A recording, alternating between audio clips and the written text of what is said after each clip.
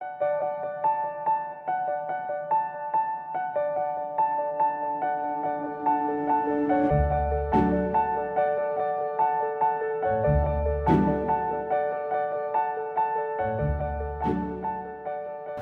my own country, we have within the Labor Party a mentoring scheme.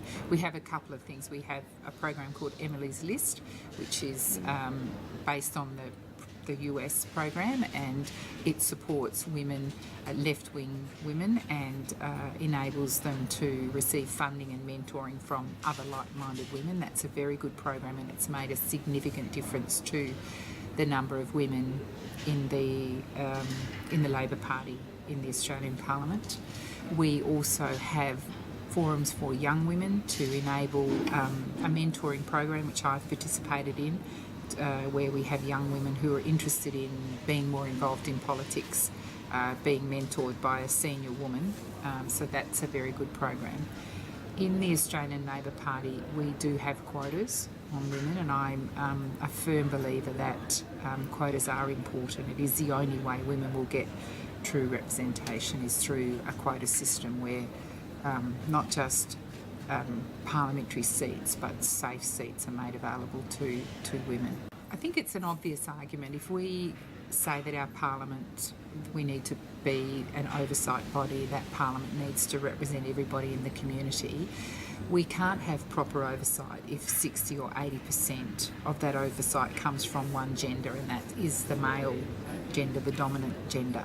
That would give a perspective, but it doesn't give a complete perspective. It gives a male perspective. Now, having said that, some men are able to and understand issues from a woman's perspective, but many men can't, in the same way that I don't pretend to always understand a male perspective because I'm a female. I also think that our parliaments need to be representative of minority groups and also LGBTI people. Not that they should be the single voice, because I don't think it's appropriate just because someone has a particular gender identity that they become the spokesperson for that group, or in the same way that if you represent a minority, every minority issue goes to you. But our parliaments must look more like the general population. Otherwise, we cannot possibly be a proper oversight body. We just will fail.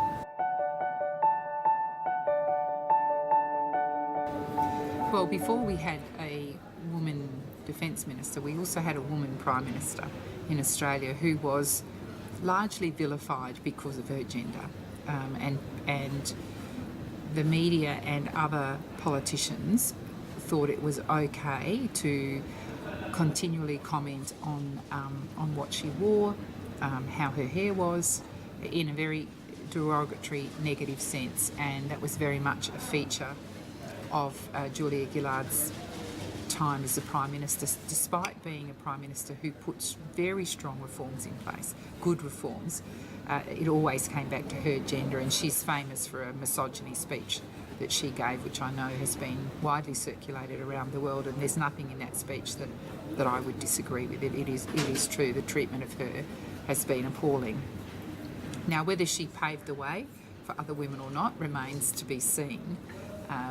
We have a female as a Defence Minister, and there haven't been any comments made about her style of dress or hair at this particular time. But what I notice in the Parliament is that even on parliamentary committees, the hard ones on finance, on economics, on foreign affairs are dominated by male politicians, and women politicians are in the softer areas. So those are more subtle forms of gender segregation, but they are there, and we do need to have women in those other portfolios, because otherwise we don't have a proper representation, again, of what the population is. And women do bring a different perspective, not necessarily a softer perspective, but a different perspective, and that perspective needs to be part of all of the oversight of the Parliament.